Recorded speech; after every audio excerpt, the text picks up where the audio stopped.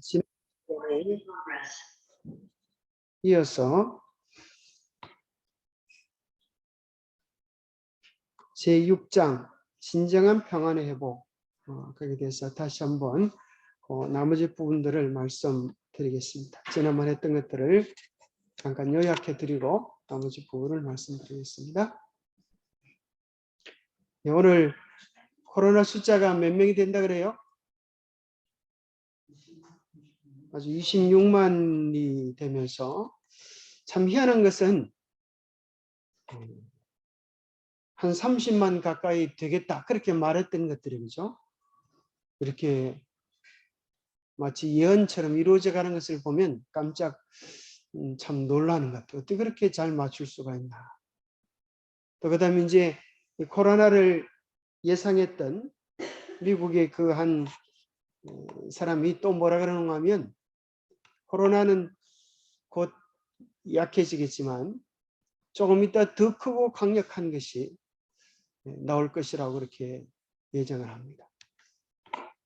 그래서 그런 것들을 보면서 참으로 마지막 때의 징조들이 더 가까워지는 그런 것을 마치 느낍니다. 그래서 어떤 분은 이야기하기를 예루살렘 멸망 때에 예루살렘이 로마 군사들에 의하여 포위됐다가 풀어난 것 같이 우리를 하여금 다시 한번 말씀으로 돌아가고 우리 자신을 하나님 앞에 회개와 정결로서 준비시키는 각성의 기회를 주는 것 아닌가 그렇게 생각하는 분들도 계십니다. 참으로 어쨌거나 이러한 때에 개인적으로 말씀을 깊이 연구하여서 흔들리지 않는 신앙의 기초 위에 여러분의 신앙을 두게 되기를 간절히 바랍니다. 저는 이제 1월 저녁에 기도하는 줌으로 기도하는 그룹이 있었는데 그 그룹에서 어떤 분이 코로나 걸렸는데 그날 저녁에 설교를 맡은 강사입니다. 근데 참 옛날에는 코로나 걸리면 다들 이제 잡혀가는 줄로만 알았었는데 좀 코로나 걸리면은 그냥 집에서 그냥 방송을 하더라고요. 줌으로 이제 코로나 걸린 분이 목소리가 좀 안 좋아서 죄송합니다 그러면서 하는데 뭐 그런 대로 괜찮더라고요. 그래서 요즘은 코로나 그래도 뭐 이렇게 겁먹지 않고 감기보다 좀 더 센 감기라 그렇게 이해하시면 좀 마음이 편할 것 같습니다. 그래서 이제 환불 가는 것 같습니다. 네. 이 세상에 고통이 참 많은데 이 고통 가운데도 평안을 얻을 수 있는 비결이 뭐라고 그랬습니까? 네. 주님의 법이 그의 마음속에 있으면 코로나 걸렸다고 불안할 필요도 없어요. 뭐가 있으면요? 주님의 법이 하나님의 법이 우리 안에 있으면 평안합니다. 혹시 병이 걸려서 죽는다 하더라도 또 며칠 전 뉴스 보니까 240kg로 그냥 질주하다가 2명이 죽었다 그래. 30대 청년. 혹시 재난으로 인하여 죽는다 할지라도 겁날 게 있어요? 없어요? 겁날 게 없습니까 정말? 대단한 믿음을 가지고 계십니다. 여러분 마음속에 예수님이 계시고 여러분 마음속에 하나님의 법이 있으면 겁날 게 없습니다. 죽어도 어떻게 됩니까? 죽어도 삽니다. 세상이 희한하죠. 죽어도 영생을 얻고 죽어도 기쁨을 누릴 수 있습니다. 그래서 중요한 것은 정말 예수님이 내 안에 계신가 우리 자신을 점검하고 예수님이 계시다고 하는 것은 곧 예수님의 성령의 임재와 더불어서 주님의 뜻, 주님의 품성이 우리 안에 함께하는 것을 이야기합니다. 그래서 하나님의 법을 우리는 십계명으로 이렇게 이제 이렇게 줍니다. 자, 성경에 보면 하나님의 법이 몇 가지로 나오는데 크게 둘로 나누면 도덕법과 도덕법이라고 하는 이 영원히 변치 않는 하나님의 법, 도덕법과 예수님의 십자가를 상징하는 제사제도, 그것을 무슨 법이라 그래요? 어문의 법 혹은 제사법 이렇게 말합니다. 그렇게 크게 둘로 구분합니다. 또 좀 더 세분화하면 이스라엘 민족에 해당되는 이스라엘 국가법도 있습니다. 또 그 다음에 건강에 해당되는 어떻게 하면 건강할지에 대한 건강에 대한 법도 있습니다. 성경에 보면 하나님께서 우리를 만드셨기 때문에 이렇게 하면 너희들이 건강하다. 그래서 건강의 비결이 성경 속에 있습니다. 마치 차를 사면 차에 대한 설명서, 핸드폰을 사면 핸드폰에 설명서가 있듯이 인간을 창조하신 하나님께서 우리에게 이렇게 살아라라고 말씀하신 건강의 법들이 있습니다. 자, 10계명은 우리가 지난번에 봤던 것처럼 하나님에 대한 계명이 4개이고 사람에 대한 부분이 6개로 이렇게 나눌 수 있다고 그랬습니다. 그래서 예수님께서 말씀하시기를 이것이 첫째 되는 계명이고 이웃을 사랑하라는 것이 둘째 되는 계명이다. 자, 이 말은 하나님을 사랑하는 것이 우선되어서 우리 마음속에 하나님을 사랑하는 마음이 가득 차면 그 힘과 능력으로 이웃을 사랑하는 힘이 생기겠다고 하는 그런 말입니다. 이것은 하나님만 사랑하는 것이 하나님을 사랑하는 것이 우선되기 때문에 이웃을 사랑하지 않아도 괜찮다. 그렇게 오해하면 되지 않은 것입니다. 하나님을 사랑하는 것은 반드시 무엇으로 표현되어지는가 하면 이웃에 대한 사랑으로 나타나게 됩니다. 이 두 가지를 한마디로 이야기하면 뭐라고 표현할 수 있어요? 사랑이라고 말하는 하나님의 품성이 드러나는 것입니다. 그래서 하나님의 계명, 그러면 여러분들이 이제 먼저 기억해야 될 것은 하나님의 계명, 그러면 뭐라고 이해하면 될까요? 사랑이다. 어떤 사랑이요? 무화적 사랑이다. 이렇게 생각해야 합니다. 두 번째는 하나님의 법, 그러면 여러분 마음속에 기억해야 될 사실은 시편 89편 14절을 기억하면서 하나님의 계명은 왜 중요한가? 하나님의 보좌의 기초가 된다. 하나님의 통치의 원리가 된다는 것입니다. 이것은 그 나라의 주권과도 같습니다. 그래서 하나님은 통치 원리가 하나님의 계명입니다.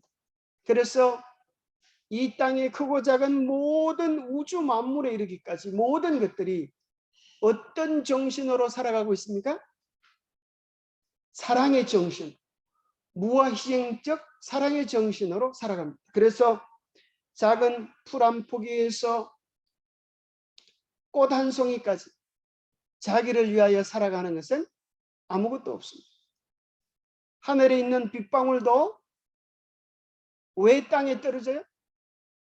식물들의 목마름을 채워주기 위하여 그 좋고 높은 곳에서 떨어져서 식물들의 목마름을 위하여 자신을 온전히 헌신하는 것입니다.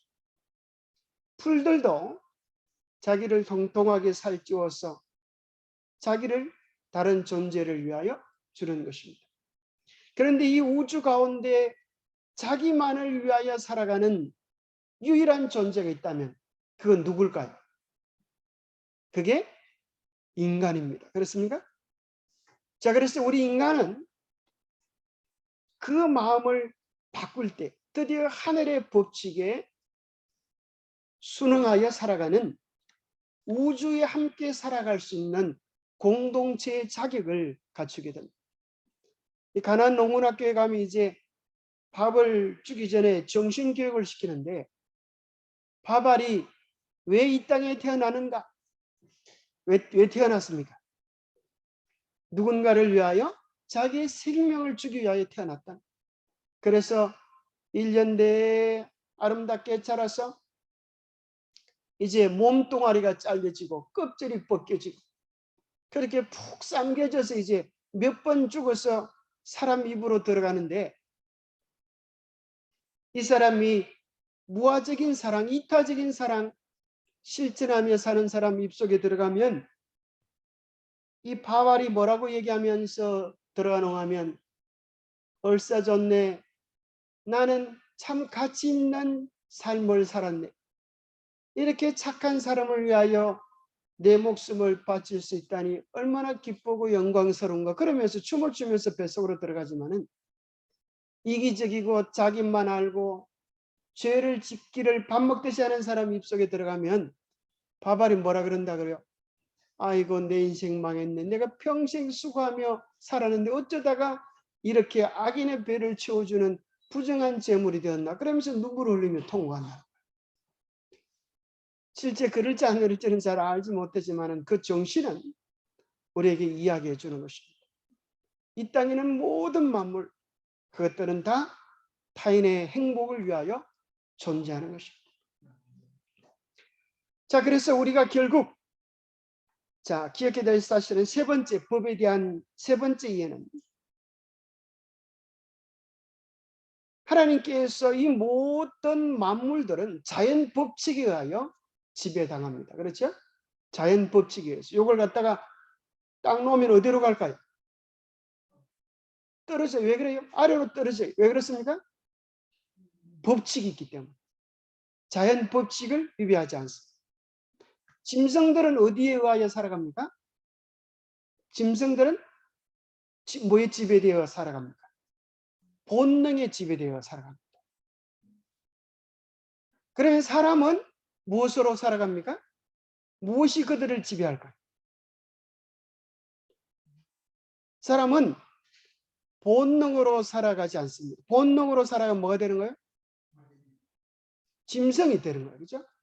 그래서 어떨 때는 그러잖아요. 에이, 이 짐승 그러잖아요. 아주 수준 낮은 얘기지만 사람이 짐승으로 떨어지면 그래서 사람을 뭐라 그래요? 그런 사람을 갖다 그죠? 속에는 짐승인데 사람 껍질을 뒤집어 쓰고 있다. 그렇게 욕을 하는 것이죠. 그러면 사람 뭐로 살아가야 맞습니까? 도덕으로 살아가는 것입니다. 믿음으로 살아가는. 그래서 하나님께서 사람답게 살아라고 주신 법이 있는데 그게 뭐예요? 도덕법인 것입니다. 그래서 우리의 마음에 있는 욕심과 본능들을 무엇으로요?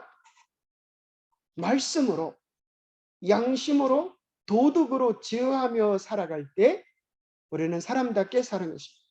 그래서 드디어 우리가 하늘에 가기 전에 모든 사람들이 정말 예수님을 믿으면, 자, 여기서 많은 사람들이 착각하는 것이 이것입니다. 예수님만 믿으면 천국은 걱정이 없다. 그 말은 맞는 말일까요? 틀린 말일까요? 맞는 말 같기도 하고 틀린 말 같기도 하고. 자, 왜 그런가 하면 예수님을 믿는다는 것을 어떻게 이해하는가, 이것이 중요한 거예요. 하나님의 계명은 사랑이지만 도둑놈도 왜 감방에 들어가는가 하면 사랑 때문에 들어갔다. 범죄자들이 왜 들어가요? 다 사랑 때문에 들어가는 거야. 뭘 사랑해서 그래요? 사랑하지 말아야 될 걸 사랑하는 것이죠. 남의 돈을 사랑하고 남의 아내를 사랑하고 남의 지위를 사랑하고 그 사랑한 게 뭐 죄예요? 이렇게 말하면 어떻게 되는 거예요? 여러분 기억하십시오. 사랑도 뭐대로 해야 되는 거예요? 하나님이 주신 법대로 하지 않으면 죄가 됩니까? 죄가 됩니다. 여러분 기억하십시오. 그래서 우리는 모든 것들을, 그래서 예수를 믿는다고 할 때 어떤 사람이 이야기하기를 미국 가는 비행기표 사듯 사는 것으로 착각합니다. 비행기표는 뭐 하면 돼요? 사놓기만 하면 걱정할 필요 없어요. 사놓기만 하면 그 사람이 무슨 짓을 해도 상관이 없어요. 표가 있으면 갈 수 있어요. 그러나 예수님을 믿는 것을 성경은 뭐라고 표현하는가 하면 요한복음 17장 3절에 보면 뭐가 영생이다? 유일하신 참 하나님과 그의 보내신 자 예수 그리스도를 아는 것이 영생이다. 여러분 이걸 기억하시오. 아는 것이 영생이다. 아는 것이라고 하는 것은 뭘 얘기하는가? 교제하는 걸 뜻해요. 교제. 마치 사랑하는 사람들이 서로 결혼하여서 서로 알아가고 닮아가듯이 예수님을 믿는다고 하는 것은 예수님을 마음에 모시고 예수님을 닮아가는 거예요. 그래서 예수님을 닮은 사람들이 함께 살아가는 곳이 어디일까요? 그게 천국이에요. 여러분 그런 천국에 가고 싶어요? 아니면 천국에 가긴 갔는데 그곳에 가보니까 온갖 살인자와 사기꾼들이 덕실덕실한 그런 천국 가고 싶어요. 그런 곳은 천국에까지 갈 필요도 없이 이 세상도 그런 세상. 그런데 우리는 주로 무슨 생각이 있는가 하면 나는 죄를 좋아하면서도 나는 좀 봐주면 좋겠다. 나는 죄를 품으면서도 예수님이 나만 좀 특별히 봐주고 다른 사람들은 철저하게 해줘. 다른 사람은 죄 한 방울도 안 지면 좋겠다. 그 말이 돼, 안 돼? 말이 안 되는 거지. 그래서 예수님을 믿는다고 하는 것은 그러면 나는 부족한데 나는 죄인인데 나는 죄에 대한 사랑하는 마음이 있는데 어떡하라고? 어떻게 하면 되겠어요? 믿음이란 무엇입니까? 예수님께 맡기고 오지 않은 예수님 내게 이런 일이 있습니다. 내게 이러한 죄가 있습니다. 이러한 문제가 있습니다. 예수님 도와주십시오. 그럴 때 예수님이 우리와 함께하여서 도우시고 변화시키는 것이 진정한 예수님의 능력인 것입니다. 그래서 믿는 자는 믿음대로 그죠? 살지어다. 내 사는 날을 따라서 능력이 있겠다. 그렇게 말씀하시는 것이 그런 것입니다. 그래서 우리 주님께서 이 땅에 오실 때에 뭘 들고 오시는 비유적인 표현을 쓰는가 하면 낫을 들고 오시는 표현을 쓰세요. 실제로 예수님이 10% 낫을 들고 오시는 게 아니에요. 10% 낫을 들고 오시면 우리 깜짝 놀라겠죠. 예수님은 어째 그렇게 10% 낫을. 그건 비유적인 것인데 수확하러 오신다는 거예요. 뭘 수확하러 오세요? 알곡을 거두러 오신다는 거예요. 그래서 인생은 늙어가는 것이 아니라 익어가는 것이다. 우리가 뭐로 익어가는 거예요? 하나님의 백성으로 익어가는가? 내 욕심으로 익어가는가? 매일매일 우리는 주님의 마음을 생각해야 되겠어요. 그래서 매일 아침마다 주님의 법을 생각하면서 주님의 말씀을 생각하면서 주님의 백성으로 익어가도록 도와주십시오. 그것이 이제 세 번째 하나님의 말씀을 얘기할 때 하나님의 율법을 얘기할 때 심판에 대한 얘기를 기억해야 합니다. 그래서 진짜 믿었는지 믿지 않았는지를 점검하는 기준이 뭔가 하면 하나님의 품성을 딱 되는 것입니다.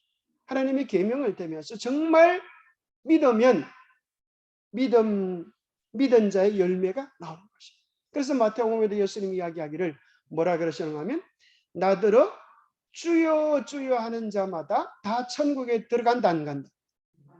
들어갈 것이 아니라 주여 고함만 지르 만시삼창 그렇게 하듯이 주여 삼창 그렇게 해도 되는 게 아니에요. 고함 지른다고 천국 들어가면 목소리 큰 사람이 들어가요. 어떤 사람이 들어가요? 다만 하늘에 계신 내 아버지의 뜻대로 행하는 자가 들어가요. 내가 주 이름으로 귀신을 쫓아내고 내가 주 이름으로 권능을 행하였다고 하지만 우리 주님께서 뭐라고 하는가 하면 내가 너희를 뭐하지 못하리라? 도무지 알지 못하리라. 그럴 사람이 있을 거라. 목사라고 해서 박사라고 해서 천국에 들어갈 수 있는 자격이 주어지는 것이 결코 아니라고 하는 사실을 기억해야 합니다. 그래서 요한계시록 제일 마지막에 보니까 뭐한 자들이 하나님의 계명을 지키는 자들이 예루살렘에 들어갈 특권을 얻을 것이다. 그래서 정리하면 하나님의 계명 그럴 때 세 가지로 다시 한번 생각하면 첫 번째는 뭐다? 사랑이다. 하나님의 품성이다. 그죠? 두 번째는 하나님의 정부의 기초이고 온 우주를 통치하는 원리다. 세 번째는 심판의 기준이다. 그렇게 이해하면 좋겠습니다. 그래서 여러분들이 말씀을 보고도 머릿속에 뭔가 묶음으로 정리되는 그런 것이 필요하다고 생각합니다. 그래서 여러분 마음속에 이 교재를 보지 않아도 하나님 말씀 그러면 계명 그러면 세 가지로 정리되고 해당되는 성경절이 무엇이다 이렇게 딱 정리되어 놓으면 여러분들이 성경 말씀만 가지고 가르칠 수 있도록 그렇게 하면 좋겠습니다. 자, 그 다음에 이제 4부부터는 뭐가 나누는가 하면 어떤 분들은 이렇게 이야기해요. 십계명은 출애굽 때에 하나님께서 십계명으로 새겨주셨고 예수님이 십자가에서 폐지된 것 아닙니까? 이렇게 오해하는 사람들이 있기 때문에 십계명이 있기 전에도 새기기 전에도, 기록되기 전에도 십계명의 정신은 있었다 하는 사실을 우리는 아브라함 시대 창세기 26장 5절에 보니까 아브라함이 뭘 지켰어요? 하나님의 계명을 지켰다. 누가 얘기해요? 성경 말씀이에요. 그래서 그렇게 이해하는 것은 잘못된 거예요. 십계명이 지록기 10장부터 시작되었다는 것은 잘못된 거예요. 왜요? 이것은 하나님의 품성이기 때문에 하나님이 계신 곳에는 이 통치 원리가 존재하는 것입니다. 우리는 거기뿐 아니라 에덴 동산에도 가인과 아벨의 범죄를 통하여서 아벨을 죽인 가인을 향하여 하나님께서 물으시는 것이 나오는 것입니다. 아니 이것은 더 나아가서 어디에서? 온 우주에서. 우주의 통치 원리도 하나님의 법이라는, 하나님의 사랑의 품성으로 온 우주를 다스리고 계세요. 그래서 요한일서 3장 4절에 보면 죄가 처음 우주에 시작이 되는데 그 우주에 시작될 때 무엇으로 시작이 됩니까? 불법이라고 하는 하나님의 법에 대하여 대항하는 또 다른 세력으로 시작된 것입니다. 여러분 이것은 아주 중요한 것입니다. 마지막 이 세상 가운데서 오늘 우리가 왜 고통과 아픔과 눈물, 염려, 불안 속에 가득한가? 한마디로 말하면 뭐 때문에 그래요? 죄 때문에 그래요. 죄를 두 글자로 이야기하면 뭐라고요? 불법 때문에 그래요. 법을 지키지 않기 때문에. 그래서 결국 죄는 결국 뭐로 드러나는가 하면 하나님의 법을 깨뜨리고 무너뜨리는 것으로 나타나고 그 마지막은 사망인 것입니다. 그래서 하나님이 이 세상에 다시는 죄와 고통, 아픔이 없는 세상을 만드시려고 하면 뭘 없애야 돼요? 죄를 없애고 불법을 처리해야 하는 것입니다. 그것이 하나님이 세상을, 새하늘 새 땅을 만들기 전에 하셔야 되는 것입니다. 새하늘 새 땅을 만들어 놓으시는데 여전히 그 속에 죄가 들끓으면 다시 이 지구꼴이 나는 것입니다. 로마서 4장 15절에 보면 율법이 없는 곳에는 범법도 없느니라. 율법이 없으면 법을 범한 줄도 알지 못한다는 거예요. 그래서 어떤 사람은 생각하기를 하나님의 계명만 없으면 우리가 죄인 줄 모를 텐데, 에덴 동산에 선악과만 없으면 인간이 타락하지 않았을 텐데, 그렇게 생각하는 사람이 있어요. 여러분, 선악과가 죄입니까? 선악과가 죄가 아니라 선악과를 따먹은 인간의 이기심과 하나님처럼 높아지려고 하는 교만이 죄인 것입니다. 그것을 드러내는 것이 선악과인 거예요. 그것이 하나님의 계명인 거예요. 그래서 여기 로마서 7장 12절은 이야기하기를 하나님의 계명은 결코 악하거나 문제가 있는 것이 아니다. 하나님의 계명은 거룩하고 의롭고 선하고 아름다운 것입니다. 이것이 누구의 품성과 꼭 같습니까? 하나님의 품성과 꼭 같습니다. 하나님은 거룩하시고 의로우시고 선하신 분이십니다. 그래서 이 세상의 철학 속에서 선으로 그 가장 아름다운 것으로 규정하는 것이 세 가지가 있는데 그것을 진선미라 그런다. 참 좋은 것 같죠? 뭐 미스 코리아만 진선미가 있는 게 아니고 우리의 도덕, 정신세계 속에 가장 아름다운 것을 뭐라 그런다고요? 진선미. 그래서 바로 하나님의 계명이야말로 참 진리고 하나님의 계명이야말로 선한 것입니다. 하나님의 계명을 지킬 때 그 사람의 품성은 아름답고 향기로운 것입니다. 자, 신약의 저자들도 하나님의 계명에 대하여 뭐라고 이야기하는? 하나님의 품성의 사본이요. 우리가 하나님을 참으로 사랑하면 그의 계명을 무시하지 않게 된다는 거예요. 하나님의 계명을 지키게 된다는 거예요. 그의 계명은 무거운 것이 아닙니다. 자, 어떨 때 하나님의 계명이 무겁게 느껴질까요? 여러분, 어떨 때 자기 부인이 하는 말이 귀찮아질까요? 아이, 짜증나 죽겠네. 어떨 때 그런 생각이 좀 들 때가 있습니까? 어떨 때 그래요? 부인에 대한 뭐가 없을 때, 사랑이 식어질 때, 그렇지 않겠어요? 부인에 대한 사랑이 식어지면은, 부인이 뭘 부탁을 하면은 듣기 싫은 것이죠. 그러나 정말 사랑을 하면 어떻게 될까요?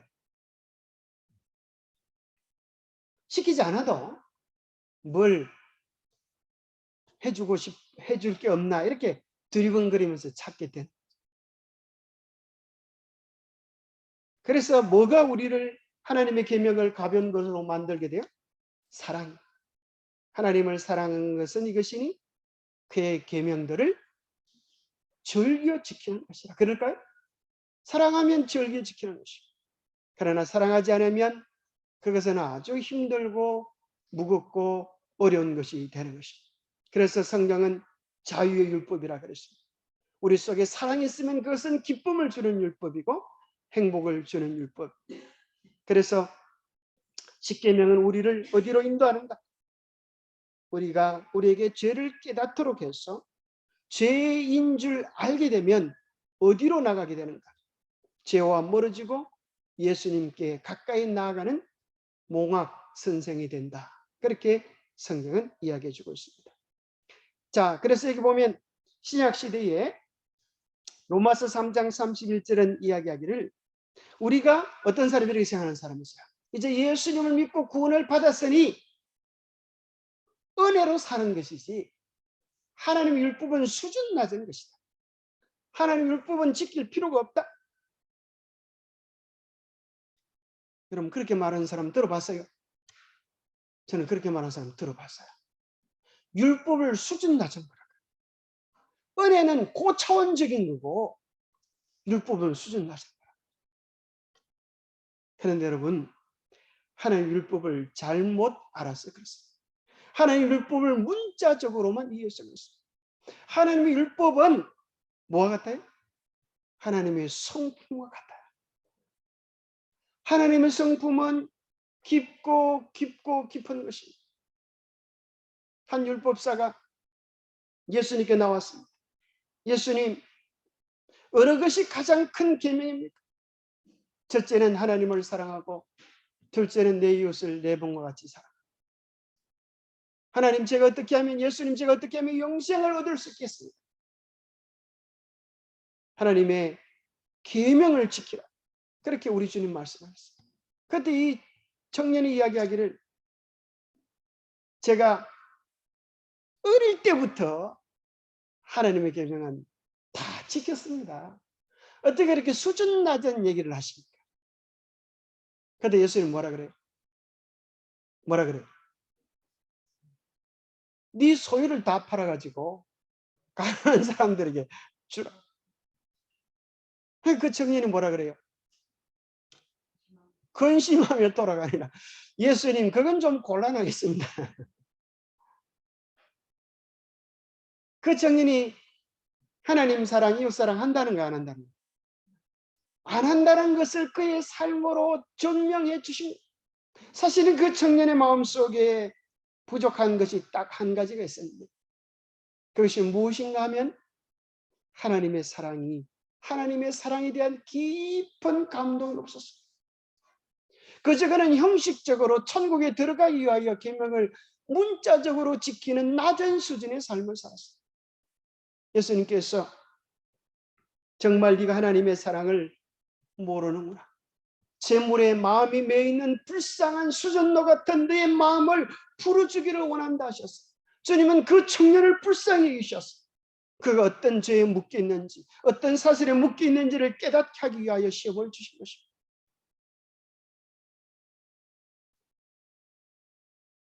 문자적으로는 지키는 것 같은데 마음을 본질을 생각해 보니까 너무나 하나님의 계명에서 멀어진 자기를 발견하게 되는 것입니다. 만약 그가 하늘에 가서 하나님의 주실 그 영광스러운 보아들을 바라보았다면 이 땅에 있는 자기가 그 당시에는 꽤 부자라고 생각했던 그 재물 때문에 하늘을 포기한 것이 계산을 잘한 것이라고 생각이 될 수 있을까요? 하늘의 영광스러운 보배를 바라볼 수 있다고 하면 그는 땅을 치며 통곡했을 것입니다. 저렇게 영광스러운 것들을 내가 어떻게 이 세상에 천하디천한 것과 견주는가 통곡할 것입니다. 하나님의 품성을, 하나님의 계명을 얕잡아 본 사람들은 모두 다 그와 같은 통곡에 이르게 될 것입니다. 하나님의 법은 하나님 자신의 품성만큼 깊고 높은 것입니다. 그래서 우리가 정말 믿음으로 말미암아 구원을 얻으면 하나님의 자녀가 되어지면 이제는 하나님의 계명을 무시하며 사는 사람이 아니라 하나님의 율법을 존중하며 굳게 세우는 그런 사람이 되는 것입니다. 하나님의 율법을 굳게 세우는 요동치 않은 그런 사람들이 다 되시기를 축복합니다. 하나님의 계명은 변하지 않습니다. 이 세상의 법은 정부가 바뀔 때마다, 그죠? 지도자가 바뀔 때마다 법이 바뀌어요. 왜 그래? 문제가 많기 때문에. 사람들이 법을 자기 편리한 대로 자꾸 뜯어고치기 때문에. 모순이 많기 때문에. 그러나 하나님은 온 우주가 평화롭고 행복할 수 있는 법을 주셨기 때문에 변하지 않은 것입니다. 이것이 변화가 되면 어떤 일이 벌어질까요? 큰일 나는 것입니다. 여러분, 매일 떠오르던 태양이 아이고 귀찮아 죽겠네. 내가 수천 년 동안 봉사한 오늘 하루만큼만 낮잠 자자. 떠오르지 않으면 어떤 일이 벌어질까요? 큰일 나는 것입니다. 지구가 돌다가 아따 내가 좀 돌아보는 게 기분이 좋네. 속도 좀 2배로 더 한번 내볼까? 그럼 어떻게 될까요? 정신이 하나도 없는 것입니다. 이 세상의 모든 것들이 하나님의 계명에 순종하며 사는 것입니다. 그래서 하나님의 백성들을 찾을 때 하나님께서 어떤 사람들을 찾는가 하면 진짜 믿음의 사람을 찾는데 진짜 믿음 뭐로 표현되는가요? 하나님의 계명의 순종으로 표현되어집니다. 그래서 하나님의 마지막 때 성도들의 특징을 이야기하기를 예수 믿음과 하나님의 계명이라고 요한계시록 14장 12절에 이야기해 주고 있습니다. 이 두 가지는 동전의 양면과 같아서 불변하는 것입니다. 하나만 가질 수가 없어요. 진짜 믿음은 진짜 순종으로 나타나고 진짜 순종은 바른 믿음의 기초에 있습니다. 제가 설교를 준비하면서 세상에 자식을 파는 사람도 있을까? 제가 검색을 한번 해본 거예요. 그런 사람이 없대요. 제 아들, 딸을 팝니다. 또 깜짝 놀라 기분 나쁜 것은 구미 경찰서에서 이게 또 구미 사람이 또 이렇게 중고나라에 글을 올려놨다. 제 아들을 팝니다. 사정상 힘이 들어서 제 아들을 팔기로 마음먹었습니다. 뭔지 모르겠는데 생각을 하는데 판매도 가능합니다. 아이고 참 새로운 아기를 원하시면 얼마에 우리 아들을 사갈 수 있어요. 아기를 팔아. 그럼 세상에 중고 매매 시장에 자기 애를 파는 사람이 실제로 있다는 거예요. 참 기가 차지 않겠어요? 애가 물건입니까? 그죠? 이 아이의 생명을 어떻게 이렇게 참 말세는 말세지 않습니다. 또 어떤 사람은 이게 매일신문에 나온 것입니다. 어떤 사람은 남편을 팝니다. 이런 소리를 많이 광고 들어보세요. 재정상 긴급 처분 남편을 팝니다. 제품명 서방 꽤 제품 종은 특전사 출신 생산지 한국 생산 연놀이 제품 표시는 등록 상표로 참작하십시오. 20년 사용했습니다. 제품의 특징. 처음 8, 9년 동안에는 제 기능을 제대로 발휘했는데 세월이 갈수록 기능이 떨어지고 결함이 있습니다. 수리해서 쓰십시오. 그런데 새 주인을 몹시 좋아합니다. 사가시면 얼마간은 제 기능을 발휘할 겁니다. 색을 좋아하는 거고요. 사용 설명서. 단물은 빠져 덤덤하겠지만 허대는 아직 멀쩡하나 허대를 믿다가 낭패를 당할 수 있습니다. 대학은 나왔으나 머리는 깡통입니다. 학력 믿다간 큰 코 다칠 수 있으니 주의하십시오. 직장은 있으나 수입은 모릅니다. 이 월급 타면 갖다 주지 않나 봐요. 아침에 겨우 일어나 출근하고 밤늦게 내비게이션 정신으로 용케 찾아와 잠들면 그뿐이니 밤 화장이나 잠옷을 갈아입을 필요도 없고 부푼 마음 갖지 마시기 바랍니다. 잔잔한 미소, 은근한 눈길, 봉인이 사랑놀이란 단어는 잊으시고 바람결에 날아가 버린 민들레 씨앗된 기분으로 제품 취급해 주십시오. 혹시 이런 남자들이 있으면 여러분 팔려갈 준비 좀 하시기 바랍니다. 여러분 내놓을 수도 있다는 것입니다. 본 제품은 밖에서는 왕성한 기력을 발휘 인기가 대단한데 집 안에서는 밤벙어리 술을 몹시 좋아하는 제품이라 자주 술을 보충해 주시기 바랍니다. 참 미안한 제품이에요. 술만 주면 그래도 잘 돌아가는 모양이에요. 본 제품 취급 시에는 오랫동안 두 눈 감고 두기 맞고 방 안에 벙어리 될 각오로 가동해 주십시오. 그렇지 않으면 가동이 영영 멈출 우려가 있습니다. 고함 지를 때는 참는 게 수라는 거죠. 상품 가격 절충 가능 20년 넘게 정된 제품입니다. 오죽했으면 팔겠습니다. 헌서방이라 헐값이 드립니다. 주의사항 본 제품은 반품 사실입니다. 참 세상이 참 험한 세상. 게다가 또 아내를 팝니다. 이러거든요. 남자만 파는 게 아니라 아내도 팝니다. 선착순 깜짝 세일합니다. 매우 비싼 값에 구입했지만 원가의 반의 반도 안 되게 판매합니다. 비싼 만큼 아끼던 물건이지만 자리를 너무 많이 차지해서 둘 데가 없는 관계로 눈 뜨고 볼 수 없는 가격에 폭탄 세일합니다. 게다가 유행에도 조금 뒤처진 것 같아서 돈 생각하지 않고 사겠다는 사람이 있으면 즉시 처분하려 합니다. 사실 좀 급합니다. 이 결혼해가지고 또 부인들이 보니까 너무 유행에 뒤처하는 것도 좀 문제인 것 같아요. 그죠?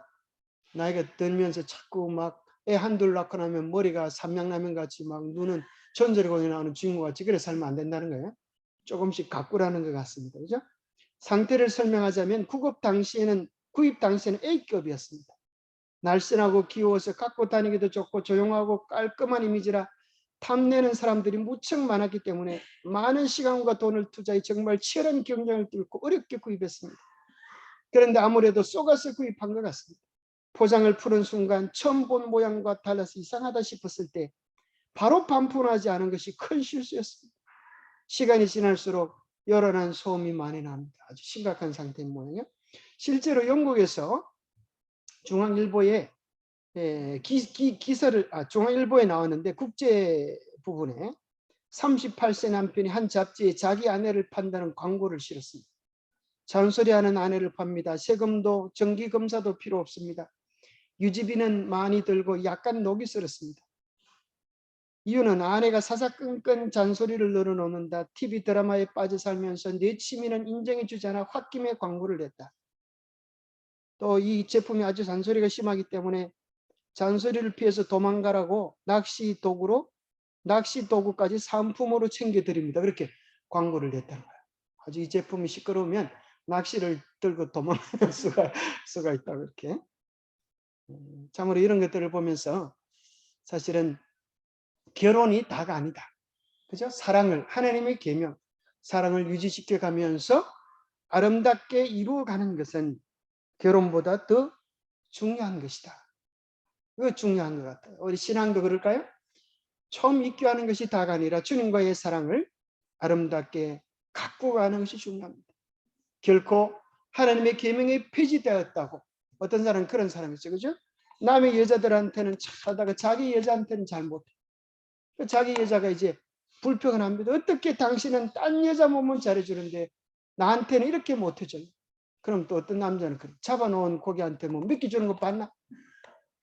이렇게 이야기하면서 또 그렇게 한다 그래. 여러분 있을 때 잘하시기 바랍니다. 언제까지 여러분 곁에 도와줄 수 있을지 아무도 알 수가 없어요. 있을 때 보배처럼 아끼시고 사랑할 수 있게 되기를 바랍니다. 아멘 안 하시는 분이 그런 마음이 별로 없는 것 같아요. 상태가 지금 안 좋은 모양인 것 같습니다. 저기 보니까 결코 하나님의 계명은 깨지지 않는 것입니다. 폐지되지 않아요. 그래서 폐지된다고 하면 하나님과 우리와의 관계가 끝이 나겠죠.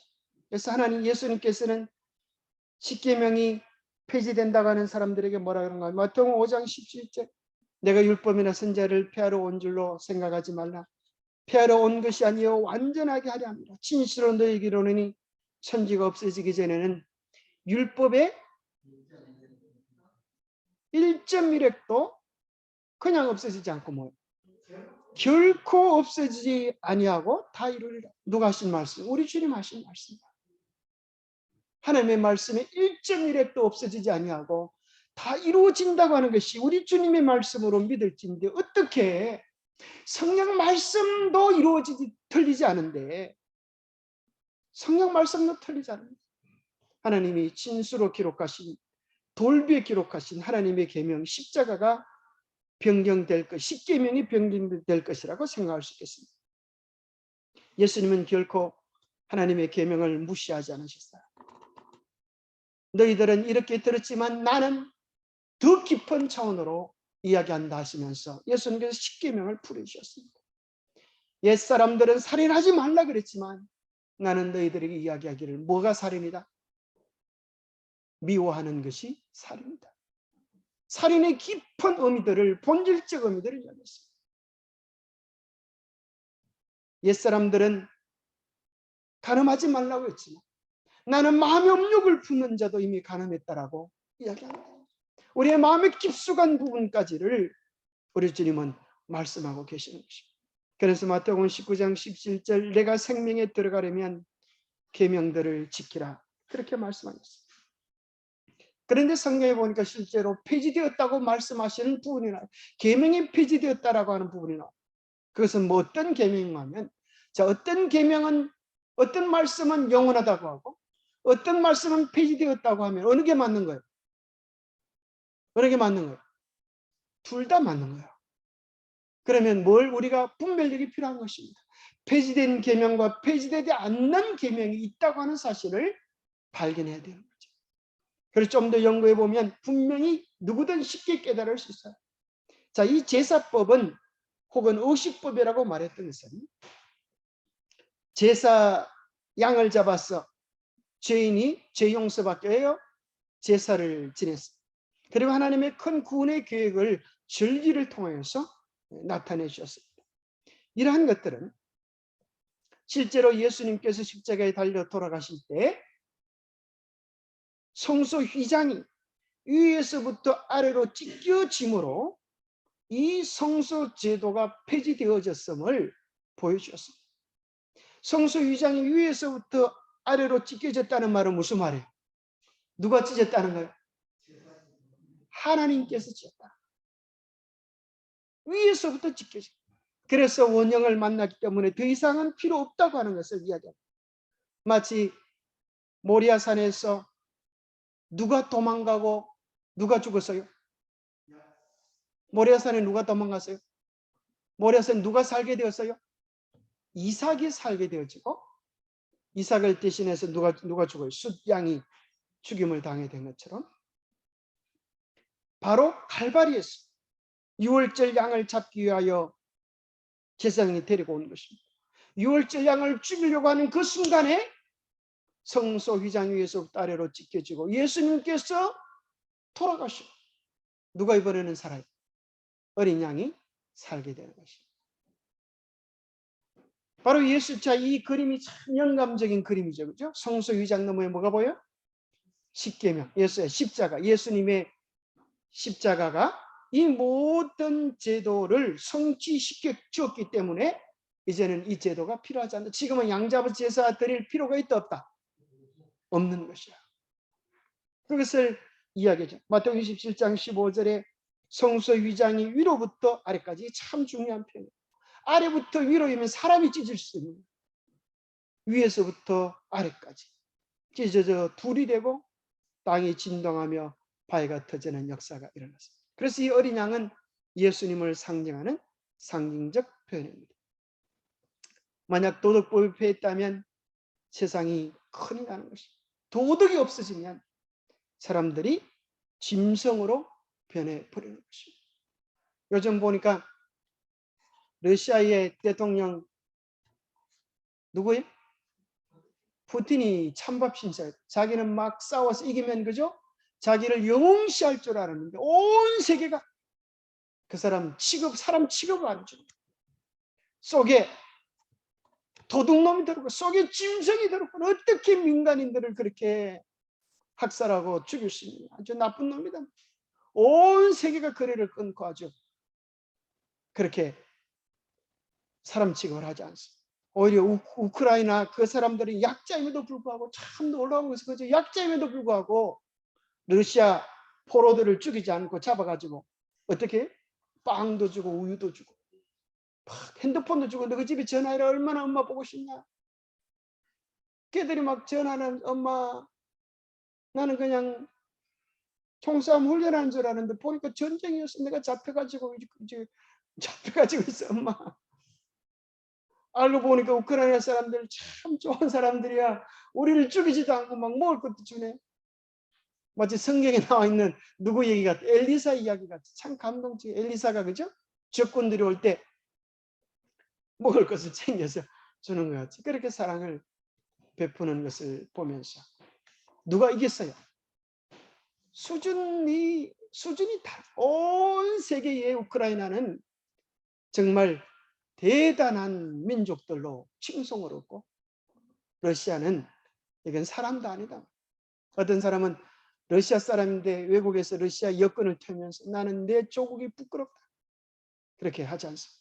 그런 거 보면 참 희한하게도 모든 사람들의 마음속에 세계 사람들의 마음속에 하나님을 믿건 믿지 않건 뭐가 살아있다는 거예요. 도덕이 양식. 그래서 로마서 2장에 보면 하나님을 믿지 아니한 자들이 있지라도 마음속에 있는 뭐로요? 율법으로 말미암아 선악간의 행위를 나타낸다고 하셨어요. 왜냐하면 하나님께서 사람을 그렇게 지으셨기 때문에 도덕적인 하나님이 도덕적인 존재로 지으셨기 때문에 모든 사람들의 마음속에 그것이 있는 것입니다. 어떤 사람이 이야기합니다. 옛 언약은 구약이어서 폐지되어졌고 이제 우리는 새 언약, 새 시대, 신약 시대에 살아가는 것 아니냐. 그러나 새 언약 히브리서 8장 10절에 이렇게 이야기합니다. 새 언약이 무엇인가? 주께서 이르시되 그날 후에 내가 이스라엘 집과 맺을 언약은 이것이니 내 법을 그들의 생각에 두고 그들의 마음에 기록하라.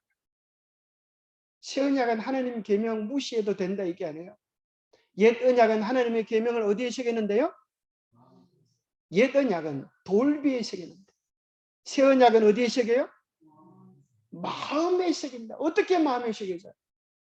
우리가 주님의 십자가를 바라보면 이렇게 죽을 수밖에 없는 나를 구원해 하셨으니 이 크신 은혜에 내가 무엇으로 보답할까는 우리의 마음을 바꾸시는 거야. 나를 이렇게 사랑하신 주님을 어떻게 내가 무시할 수 있겠는가? 우리 마음속에 주님 사랑할 마음을 회복시켜 주셔서 주님의 사랑 때문에 우리의 마음이 변화되게 하셨어. 내가 주님을 사랑하니 이제는 주님 외에 다른 분을 사랑하지 않으리. 그게 첫 번째 계명이에요. 내가 주님을 사랑하니 이웃들도 주님의 마음으로 사랑하겠다. 이것이 두 번째 계명에 해당되는 것입니다. 그러한 자들이 내게 참 백성이 되리라. 결국 성경의 결론이 이것입니다. 누가 하나님의 참 백성인가? 입으로만 주여 주여 하는 자가 아니라 하나님의 품성이 그들 속에 있었어요. 하나님의 품성을 삶으로 드러내는 사람. 그래서 하나님께서 우리를 보실 때 뭘 보고요? 우리의 품성을 보고 나는 정말 누굴 닮았어요? 나를 닮은 것 보니까 내 자식들입니다. 우리가 하나님의 자녀라고 이야기하지만 우리의 품성이 마귀를 닮으면 마귀가 뭐라 그럴까요? 아이고 예수님 쟤는 내 백성이잖아요. 생긴 것 보세요. 하는 짓을 보세요. 품성을 보세요. 예수님보다 저를 많이 닮았잖아요. 씨는 예부터 도둑놈이 없다 그러는데 보세요. 저를 닮은 거 보니까 제 씨잖아요. 그럼 예수님이 어떻게 해요? 꼼짝없이 뺏길 수밖에 없는 거예요. 그것은 사실 새 언약은 구약에만 나오는 것이 아니라 신약에만 나오는 게 아니라 새 구약에 이미 있었습니다. 에스겔 36장 26절. 이것이 새 언약이에요. 36주라 그랬죠? 36장 26절. 여기 새 언약을 이야기하기를 새 영을 너희 속에 두고 새 마음을 너희에게 주되 너희 육신에서 굳은 마음을 제거하고 부드러운 마음을 줄 것이며 또 내 영을 너희 속에 두어 너희로 뭘 하게 하리니? 율례를 행하게 하리니 너희가 내 규례를 지켜 행할지라.